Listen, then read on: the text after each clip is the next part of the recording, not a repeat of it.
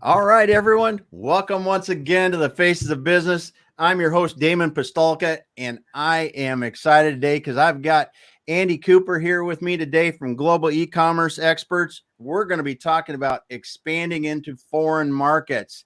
Andy, welcome. Welcome, Damon. Thank you. Great to see you again.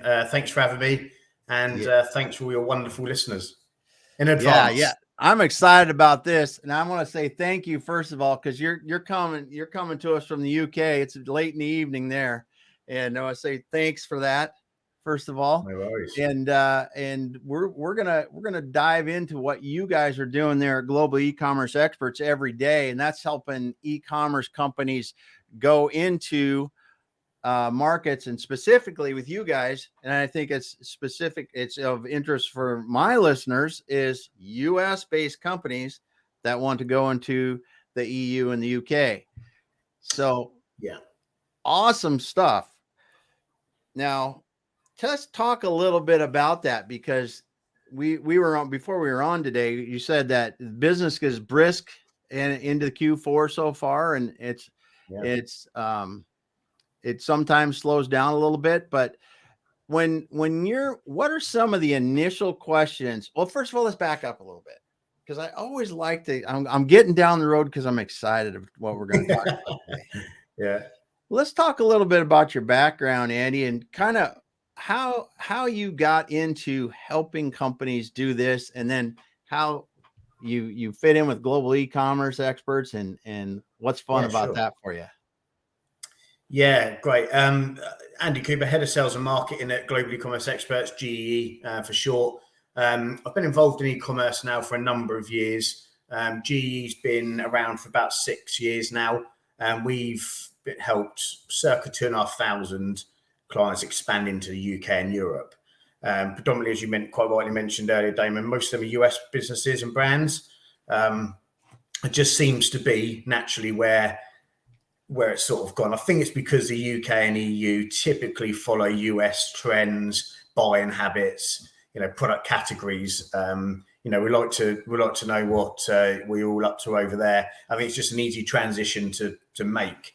So Mm-hmm. yeah, we've helped multiple brands, and I'm sure we'll touch on the service offerings later. But yeah, we can offer multiple services, so it just helps that transition and knowledge and experience in terms of getting into those UK and EU markets.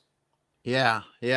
So this is interesting because I know there are a lot of e-commerce companies out there in the US that are sitting here now going, man, we're just beating our head against the wall trying to grow our sales in the US or in North America. And they're really looking at other places where they can sell. So what are some of the things that you've seen as beneficial for companies that have moved in there? Is it less competition, better advertising? What are some of the things that you see that people are telling you typically when they move in? I think the biggest win for a US brand going into UK and Europe, and we'll start with the UK. So making that transition from selling in the US to the UK is really straightforward for the obvious reasons, such as we're speaking predominantly. The packaging requirements are very similar.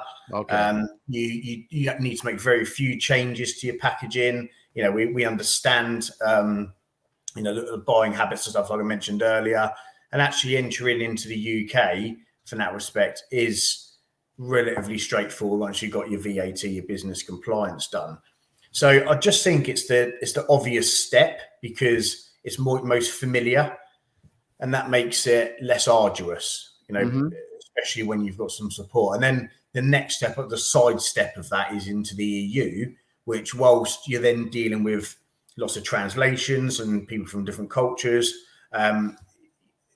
it's next door. And despite our split from Brexit, which let's not talk about that because we will be on it Yeah. forever. But our split from Brexit obviously had some complications. What it didn't interrupt was the way in which we can do business in terms of like a compliance and regulatory perspective. So actually, although it seemed quite daunting, it's a relatively straightforward process once you've made that step in the UK. So I think in direct answer to your question is it's just familiar. Yeah. Yeah. So you mentioned a couple things that people may feel uncomfortable or don't know about, like the VAT and some of the business compliance things. What are some of the things that people bring up that they go, wow, I didn't really think about this, and this is a lot different than in the US, or what are some of the differences and similarities, I guess, that people talk about? Yeah, I mean, I suppose the obvious ones when you're talking about compliance and VAT are the VAT versus sales tax. Yeah. And essentially the same thing. We just do it in slightly different ways. So that's often a question which gets raised about what does that look like for when I'm selling a product? Where in the US I might sell it for $30, and although it's not going to transition over exactly to that, but if I sell it in the UK for £30, is that the same? And the answer is no, it's not, because obviously in the US you've got your sales tax to go on top of that, paid by consumer, and then you've got in the UK where VAT is taken out from your sales price. So it's a conversation that we have on every occasion, actually. And then the second part to that is the product and label compliance, where it's not too dissimilar to what a brand would experience in the US, but it's the assumption that it's going to cause complications, and you're going to have to relabel all of your stock, or you're going to have to, get in contact with your manufacturer and have different labeling for all of your products, and then you've got to split your stock, and you have some shift. I can just, when you think about it, that's obvious, and you sort of think, well, that is what's going to happen, but the reality is it isn't. And once you're over those first hurdles of the ability to sell your goods, it's relatively straightforward process. Yeah. So that you bring up the first one, it seems like the VAT tax is, you just have to account for it's a little different way of accounting, and it's not added on the top. You need to include it. So if you normally sell 30, you might sell it at 35 or whatever the percentage that you want to add on top. So it comes off that way. That's fairly simple. Mm-hmm. And then do you find when you're talking about label compliance that it's more that we might just modify our label slightly so it's good in the UK and in the US and go? Is that what they do more than anything? Absolutely that. Yeah.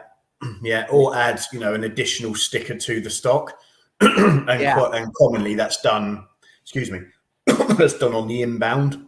Yep. So that's another way of then keeping your stock exactly the same for multi regions, and then just paying a small fee or whatever on the inbound when it reaches its destination. Yeah.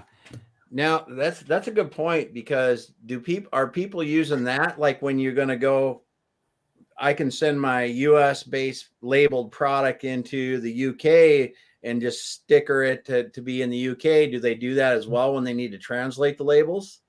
Yeah. Okay. Yeah. So there's a few common ways of doing it, which is by a peel and reveal label, which we may be familiar with it, sort of consultinas out from a normal sticker. If you've got the ability to have an insert in your box for your packaging, another great way, or just a simple over sticker. Depends on the amount of information that needs to be translated or the size of the product, of course. You can just simply put a label over it. And there's a couple of things to that which from a commercial perspective, brands think about and need to understand is the aesthetics of it. Your product, if you've got a nice shiny black gloss bottle and that's your branding, and then you're going to stick a plain white sticker on it, it's probably not so good. No, exactly. But I mean, they're all things which are relatively easy to overcome, just with a little bit of extra planning. Yeah. Now the other thing that I was thinking about when we move into the UK or the EU, expected delivery times. I mean, if I'm going into the UK, I have to have inventory in the UK setting there ready to go, right? Yeah. Yeah, Yeah. absolutely preferred route. I suppose what you're getting at there, Damon, is if we're going into FBA as an example, Yeah. one of the restrictions we have, particularly in the UK, are storage limitations within Amazon because we're only small. And I know Yeah. that's everywhere in Amazon, but you can almost sort of condense that down quite a lot because of just the pure size of the UK. So it's absolutely recommended that you have a 3PL to be able to Yeah. send in more stock and then drip feed that into Amazon and or open up other marketplaces, because of course that's going to give you the ability to do that then, because you can fulfill directly from your choice of 3PL. Yeah. So yeah, I mean, you're going a long way. You know, if your goods are manufactured, well, wherever they're coming from, whether it's the US or China, or if they're coming a long way, and so of course you want to be able to send as much as you can. You know, your business can afford to send in Yeah. to maximize your return. Yeah. Yeah, you definitely are going to want to pull the container loads in and that kind of thing. And it's, and are the speed to the customer demands similar in the UK and the EU that as they are in the US, where they want to get it the next day or 2 days after, kind of thing? Yeah, that's a great question. Absolutely. Yeah, that is definitely the case. UK slightly easier because 24-hour delivery is pretty standard unless you're in the Highlands somewhere. You Okay. know that it's generally achievable, but of course when you go to the EU, in some cases it's like crossing state borders. Yeah. So your delivery times, become more difficult. But typically you'll get 48-hour delivery throughout Europe in most cases. Cool. Yeah, the demand and the requirement and people's expectations Yeah. Yeah. are no doubt no different to anywhere else, to the US, in terms of I want it now. Yeah. Yeah. So as you're doing this, you're helping people with compliance, the 3PL, growth management, and some other things like that. Where do you see the hardest part is for US based sellers? Is it the customer service piece? Is it advertising? Where do you really see that they struggle the most when they move there, outside of I've got my product there, it's Yeah. listed, we're ready to go? I would say, yeah, once they're there, I think the most difficult part is probably the management of the whole process, the management of the logistical side of it, the management of the stock, because it's not anywhere close to where they're used to generally, if they're only in the US, used to dealing with it. So trust is everything. And I think, being able to, whatever service provider you choose to use in any one of the service offerings, I think it's really, really important that if you've got the opportunity to visit them, go and Yeah. see and live and breathe it for a little bit. Fantastic. That's not available to everyone. I totally understand. But, having the opportunity to speak and spend time with how the systems work, what that looks like for you. So not just, we've got a fantastic warehouse management software that will give you this and tell you that, and you'll be able to pull a report for this, that, and the other. Okay, it's all great, but what does that look like for the person who's trying to deal with it thousands Yeah. of miles away? So yeah, I mean, trust, I think, is probably the the most common sort of discussion we have, and it's not all of the time are people clear about that, because it's not something that you often want to admit. But probably the biggest fear is not being able to control exactly what's going on and putting your faith in somebody else. And it's funny because, like, if you're coming from an Amazon background, Yeah. that's sort of always been the case. You've always put your trust in Amazon, given them a load of stock, Yeah. and they'll look after it and babysit it and send out to the client.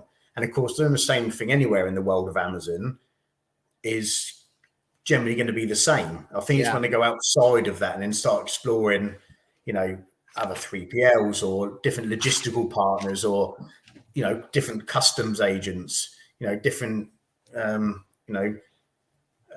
shipping routes or whatever it may be. And Mm-hmm. it's probably the biggest challenge. Yeah, so get going out, like you make a good point. You know, it's like a McDonald's. You can go to McDonald's anywhere in the world or a Starbucks and you get pretty much the Yeah, same sure. product walking out the door.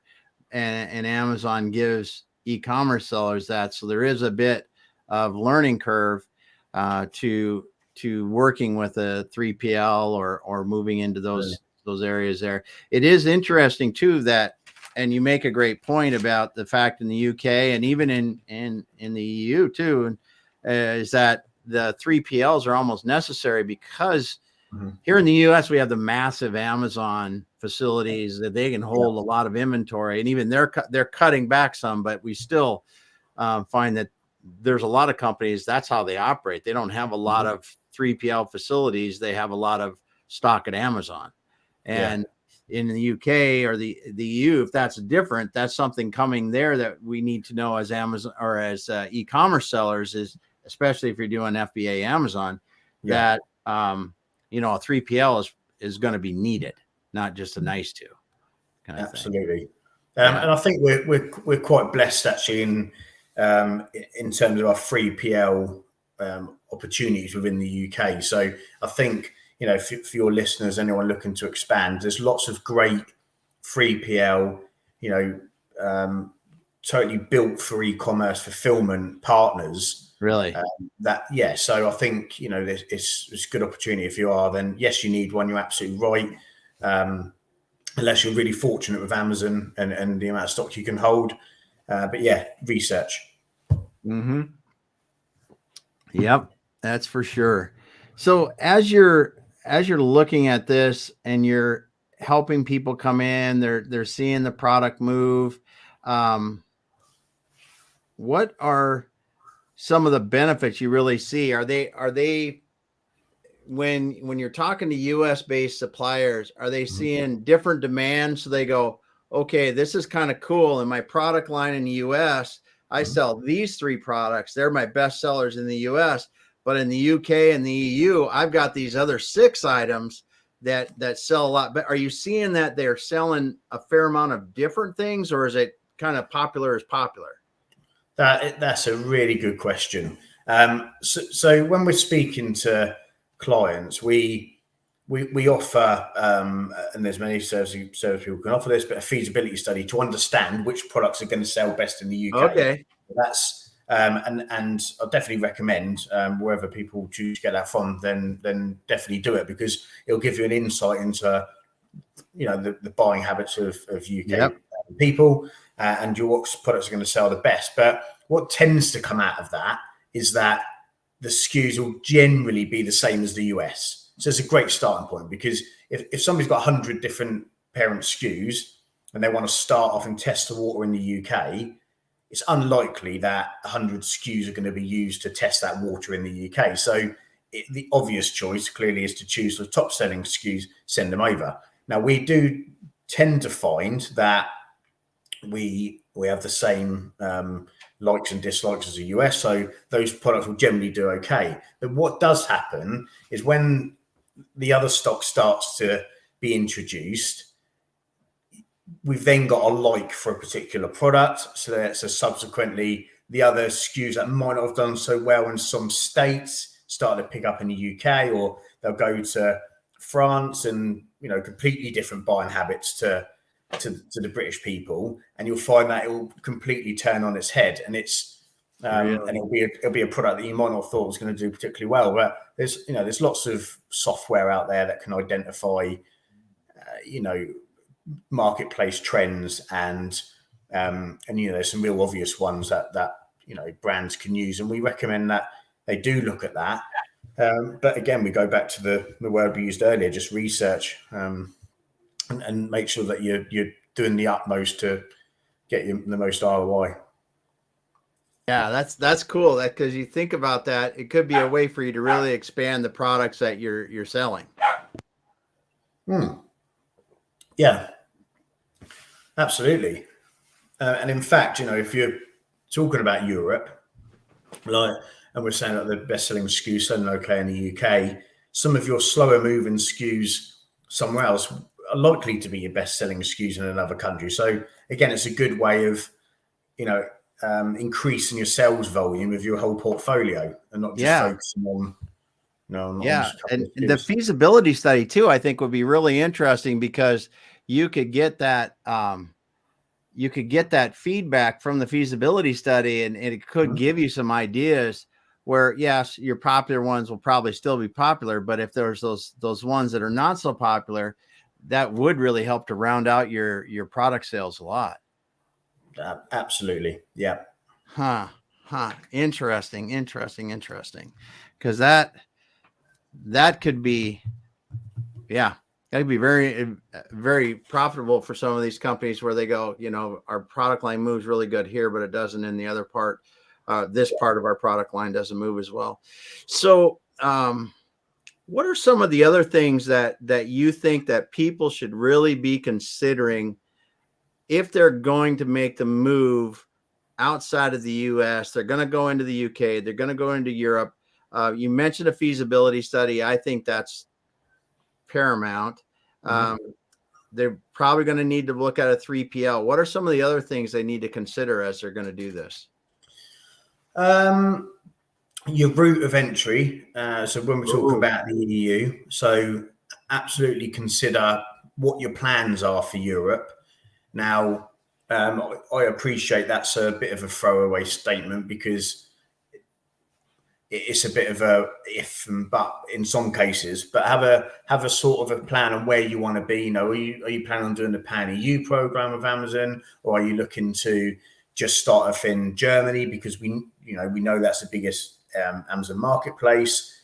Is your product more tailored to a sunny country? So then don't send it to the UK. As an example, send it, France or Spain might be the best catchment area for you. So really do some research into where, find out the best route for the goods to go in. So where you're going to ship them to, and think about the customs clearance. A spoiler alert here, but I'm sure everybody will know that Germany is not the best place to get the goods in. And that's, that's fact. That's not me saying it. As a rule of thumb, it's not the best place to get your goods into. So just seek advice on where to go.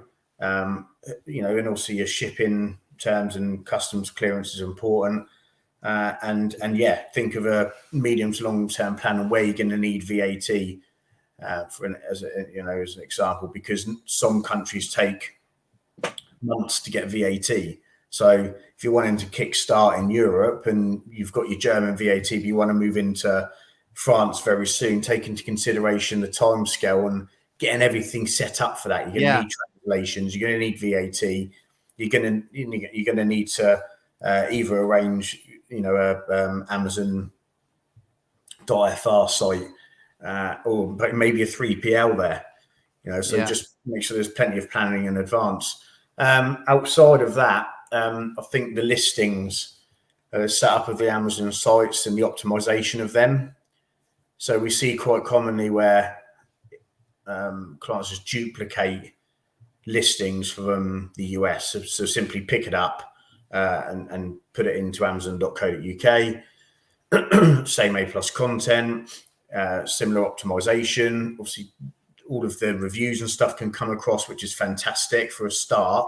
But actually, even though we share the same, I'll keep referring to it, but share the same buying habits and likes and dislikes, also we interact slightly differently. So keywords that are okay in the US are unlikely to fit suitable in the UK. So again, either if you're a whiz at that, which most Amazonians I meet are pretty good at it, then do some research into that yourself, use the software available, or enlist somebody to support you with that. Get it set up, make that small, medium investment into getting your Amazon sites optimized and your content good, because that'll give you the best start. Wow, that is really something. And I think that would be overlooked by a lot of people, is really to two things in there. First, and we'll back up, but I think the listings and optimizations for the different countries is going to be really, really key. And even not just the languages, but the different buying habits, what people want to see, the images that need to be you know, the first image to see compared to first image someplace else, or you know, just the way that the listings are made. Because yeah, if you take a US listing and put it someplace else, it may not sell very well. Absolutely. Yeah. Yeah. Even down to, as you mentioned there, Damien, even down to pictures. Yeah. You know, just we interact with content and pictures and videos and stuff like that. And if it's not relevant or doesn't appear relevant to the type of product we're purchasing, then it's likely to turn away. And that works anywhere, you know, any country you go into, but both ways. But yeah, absolutely, invest some time in that. But there are, I mean, it have to be advantageous to really think about that. And if I can optimize my listings with graphics and text and everything else that makes it feel native to the country I'm selling in, I'm going to perform better. 100%. Yeah. Yeah. Now, the other thing that you said too, and I'll back up to one more thing past that, but that time to set up, time to the VAT and being set up to sell in different countries. And you said sometimes it's a few months. That's significant. And like you said, take some time to plan early to get those things done, because you wouldn't want to be shipping containers of product over, which you know the ports will probably accept it, and the 3PLs would probably accept it. But if you can't sell it, you're going to sit on it.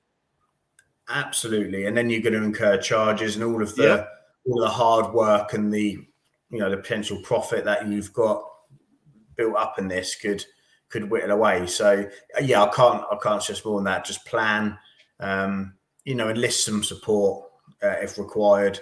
Yeah. You know, if you've got a great logisticals network and you're used to it, fantastic. If you're not so used to that, then definitely make some calls and get some advice on it. And just make sure that you're all set up, ready to go before you hit that button on your shipment. Yeah, that's for sure. Because once it's moving, it's moving. Yeah, so you talked about initial research into these different kinds of things. Are there places that you guys recommend customers to go? Are there good information sources or? Well, there's the key sort of software, like Helium 10, is always good for that sort of data for backing up or identifying where best to go. Jungle Scout, they're definitely. That's what if you want to do it yourself and investigate it, great. But of course, you can't. I can't think of the saying off the top of my head, Damon, but you can't beat somebody who does it day in, day out, knows exactly what they're doing. So sometimes doing it yourself is not always best, is what I'm trying to say. So there's thousands of businesses that offer similar services and use similar software to enable them to do it. But if you're competent enough, absolutely get on there and invest some time in it. Sometimes it's just getting the initial research where you get just enough knowledge to be dangerous, and then you find the professional that's going to really help you do it. Absolutely. Just going to do it over the edge. Absolutely. That's what we try to recommend with our clients is, hey, if you get educated well enough to make an informed decision, and then let the professionals take it from there if it's something like that. Because it is, I mean, you brought up so many great things to think about in here when we talk about the route of entry, time, making sure you're ready, the time to the VAT to be ready to sell in those countries before you do things, optimizing listings, doing the feasibility studies ahead. I mean, as you think about, I'm sitting here in the US as I'm thinking about moving a product line over to the UK or the EU. It starts with understanding what should we be moving. And then if we're going to move, get set up and figure out what that looks like for you. Not only logistically, because in the US, we just often think logistically get the product there and we'll get it done. Yeah, absolutely. We have to get the rest of it set up. Like you said, the VAT and everything else, the compliance, we think things that we need to do and do that. And then down to optimizing and being ready to get those listings up and have them up and ready to go and product ready to go before your product hits the floor. So absolutely. Yeah. I mean, it seems like when you put it like that. I mean, it's a process that you need to go through logically and think about, and it does seem arduous, but there'll be far more than people than we've dealt with. But the 2,500 people that we've supported expanding, Yeah, when they get to the end of it, they're thinking, actually, it wasn't that bad. exactly. It's like a bit of a relief from it. It seems like a lot of stuff to do, but actually, in the world of e-commerce, that's forever changing. It's not like anyone's going to be not used to Yeah. having, Well, lots of stuff changing and going on. So yeah, and you make a good point. Once once you go through it, you look back. Yeah, we didn't climb Mount Everest. There were some challenges on the way. The good part is once you're there, you are there, and that's absolutely. what I really think. And looking at the situation in the U.S. now with their economy slowing down a little bit, and there's some e-commerce people that are setting on inventory that looking at other places to sell it is probably a benefit. Yeah, And absolutely. it's what was it? Not even a couple months ago, they were talking about how the ports on the in the west coast of the United States, all the storage around the ports was at record high levels, and they're nearing capacity. And then you heard, and I believe this was in Augustish time frame. And then you heard in September and then into October about how some of the big retail chains were really starting to discount product already because they had so much product on hand. They had ordered over, and so you're looking at, if you're setting on product and you're not selling in the UK or the EU, those are two areas where you could potentially go into and increase your revenues and Totally. get rid of some of that good product. Absolutely. Yeah. So when you look at the companies that typically come through your company, give me some ideas of the kind of products.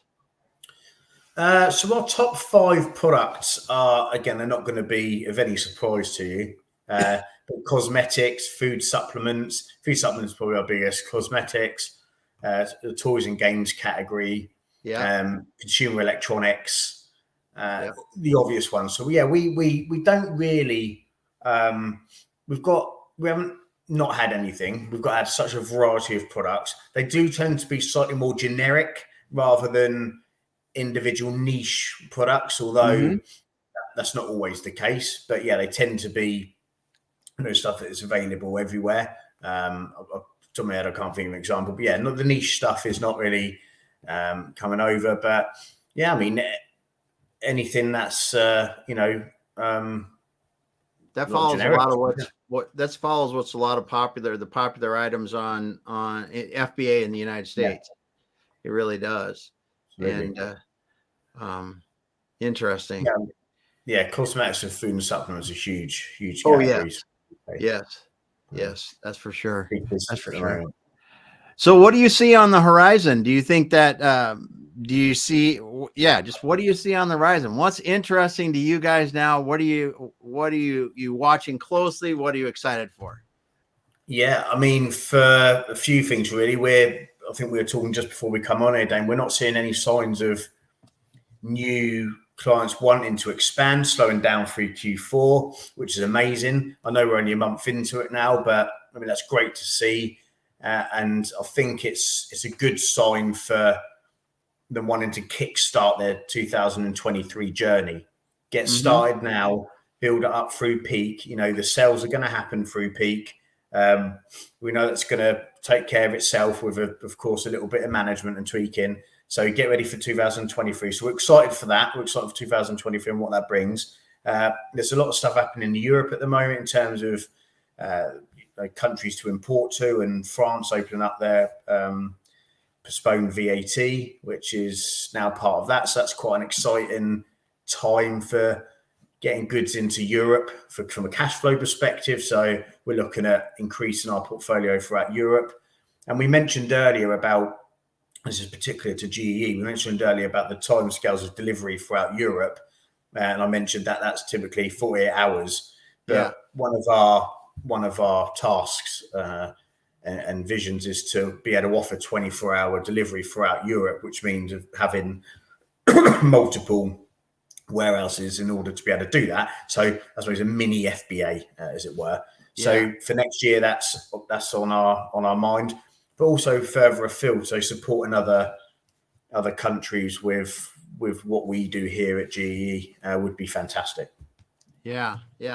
So at GE, do you do direct to consumer shipping, or are you just going to FBA kind of locations, but you do direct to consumer as well?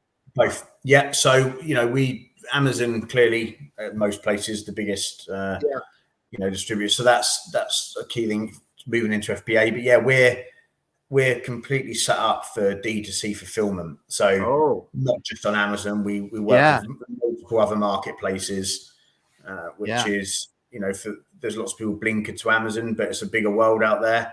And trust me, in the UK and Europe, it's a much bigger world from Amazon in a lot of cases. So we D2C fulfillment is one of our specialities. That brings up another point we'll go over quickly, but just interesting to me. So when you look at the e-commerce market, the landscape in the UK and the EU, is Amazon a smaller portion than it is in the US? Overall, I'll say no, but depending on what country you're in, yes, absolutely. So as an example, the Netherlands, Amazon is pretty non-existent there. And in fact, I don't even know if it's completed yet, but if it's not complete, it's very close. Their first fulfillment center in the Netherlands. So if you live there, BOL.com as an example is huge.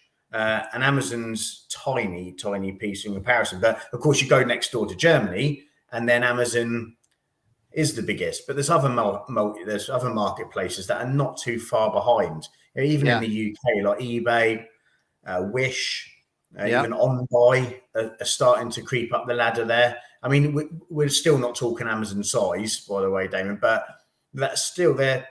They've got lots of buyers that are not Amazon buyers. So you're not pinching from somebody to then satisfy another marketplace. What you're actually doing is reaching a shed load more people because they don't conflict. So, it's something, maybe a conversation for another day, but the omni-channel multi-marketplace approach is, again, really key to expansion. Amazon, absolutely be on it. You'd be almost mad not to, but don't just be blinkered and forward thinking to that. Think outside the box and about where else you can sell your goods. Yeah. Because as you mentioned that, I had because we talked a lot about Amazon, but I didn't really. That's a big point, because as you can do D2C or go to one of these or fulfill even for one of these other places like that don't have their own fulfillment centers, you can be a big piece in that Amazon or in that e-commerce chain. So that's a big deal. Huh. Interesting. It's always so much fun to learn about business and how business is done around the world. That's for sure. So you're excited about next year. Yeah. What are some of the things you would like to leave people with before we wrap up? Just make that transition. I think, we speak to a lot of people, and of course there's a lot of nervousness about going to another country, but speak to the right people. We'd be delighted to have a chat, but speak to the right people, get the right advice, and make that transition, because it's a fruitful one, and you can have just as much success in Europe as you can in the US. Yeah, man, this has really been enlightening, Andy, because it's when you look at the just the things we've talked about, the logistical and that kind of thing, and then when you look at the different marketplaces it can open up, and you could have a product that is a hit in another country that it could be so in the US too. I just think there's so many opportunities for that kind of thing. But yeah, man, thank you so much for being here today. It's been a pleasure, Damon, and as always, great to see you and be on. Yes. Thanks so much. Well, I just want to thank all our listeners today and thank Andy for being here. And if you want to connect with you, Andy, where's the best way to get a hold of you? Yeah, so LinkedIn, Andrew.Cooper, or globalecommerceexperts.com. Very good. Probably the easiest two ways. My All email right. address And is quite long. we'll drop that in the comments to here as well. But thanks so much for being here today, Andy. Thanks for everyone listening today. Thanks for Dylan and Mike for dropping some comments. And we'll be back again next week. Hang out for a minute, Andy. We'll Thanks, talk. everyone. Cheers.